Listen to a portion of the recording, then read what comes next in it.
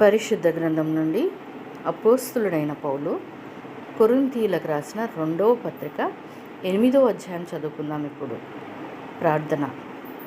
ప్రేమామయుడా, ప్రేమ అయి ఉన్న మా దేవా, ప్రేమా స్వరూపుడా, నీకు స్తుతులు స్తోత్రాలు వందనాలు చెల్లిస్తున్నానయ్యా. ఇదిగో తండ్రి, నీ వాక్యం ద్వారా మేము బలము పొందుకొని ప్రభా, ఈ రోజంతటిలో తండ్రి నీ క్షేమములు, నీ కనికరము తండ్రి, నీ కృప ప్రతిదీ కూడా మేము గ్రహిస్తూ నీ ద్వారా జరిగించబోయే అద్భుతాలను మేము చవి చూడడానికి తగిన జ్ఞానం నిమ్మని యేసయ్య అతి పరిశుద్ధ నామం అడిగి వేడుకుంటున్నాం మా తండ్రి. ఆమేన్. పరిశుద్ధ గ్రంథం నుండి అపోస్తులుడైన పౌలు కొరింథీయులకు రాసిన 2వ పత్రిక 8వ అధ్యాయం చదువుకుందాం. ఇప్పుడు సహోదరులారా, మాసిదోనియా సంఘములకు అనుగ్రహింపబడి ఉన్న దేవుని కృపను గూర్చి మీకు తెలియజేయుచున్నాను.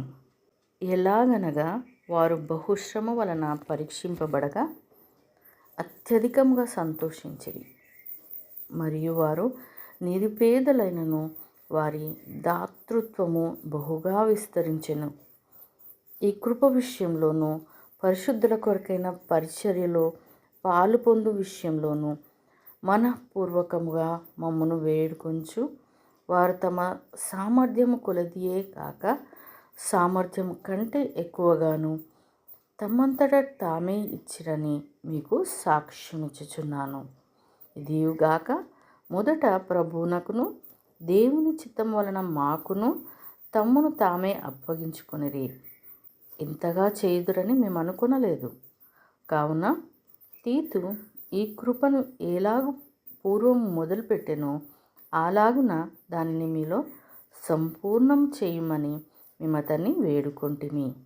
మీరు ప్రతి విషయంలో అనగా విశ్వాసమందును, ఉపదేశమందును, జ్ఞానమందును, సమస్త జాగ్రత్త యందును, మీకు మా ఎడలనున్న ప్రేమ యందును ఎలాగూ అభివృద్ధి పొందుచున్నారో అలాగే మీరు ఈ కృపయందు కూడా అభివృద్ధి పొందునట్లు చూచుకొనుడి.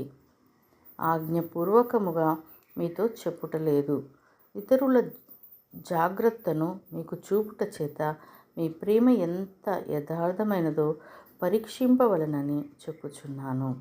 మీరు మన ప్రభువైన యేసుక్రీస్తు కృపను ఎరుగుదురు కదా. ఆయన ధనవంతుడై ఉండియు మీరు తన దారిద్ర్యం వలన ధనవంతులు కావాలనని మీ నిమిత్తము దరిద్రుడాయను. ఇందును గూర్చి నా తాత్పర్యం చెప్పుచున్నాను. సంవత్సరం క్రిందటనే ఈ కార్యం చేయుట యందే కాక చేయ తలపెట్టుట యందు కూడా మొదటి వారై ఉండిన మీకు మేలు. కావున తలపెట్టుటకు సిద్ధమైన మనస్సు మీలో ఎలాగూ కలిగెనో అలాగే మీ కొలిమి కొలది సంపూర్తి ఎగునట్లు మీరు ఆ కార్యమును ఇప్పుడు నెరవేర్చుడి. మొదట ఒకడు సిద్ధమైన మనస్సు కలిగి ఉంటే శక్తికి మించి కాదు గాని కలిమి కొలదియే ఇచ్చినది ప్రీతికరమును, ఇతరులకు తేలికగాను మీకు భారముగాను ఉండవలనని ఇది చెప్పుటలేదు. కానీ హెచ్చుగా కూర్చుకునిన వానికి ఎక్కువ మిగులు లేదనియు, తక్కువగా కూర్చుకునిన వానికి తక్కువ కాలేదనియు వ్రాయబడిన ప్రకారం అందరికీ సమానముగా ఉండు నిమిత్తము ప్రస్తుతమందు మీ సమృద్ధి వారి అక్కరకును మరి ఒకప్పుడు వారి సమృద్ధి మీ అక్కరకును సహాయమై ఉండవలనని ఇలాగూ చెప్పుచున్నాను. మీ విషయమై నాకు కలిగిన ఈ ఆసక్తిని తీతు హృదయంలో పుట్టించిన దేవునికి స్తోత్రము. అతడు నా హెచ్చరికను అంగీకరించను గాని అతనికి విశేష ఆసక్తి కలిగినందున తన ఇష్టము చొప్పుననే మీ యొద్దకు బయలుదేరి వచ్చుచున్నాడు. మరియు సువార్త విషయము సంఘములన్నిటిలో ప్రసిద్ధి చెందిన సహోదరుని అతనితో కూడా పంపుచున్నాను.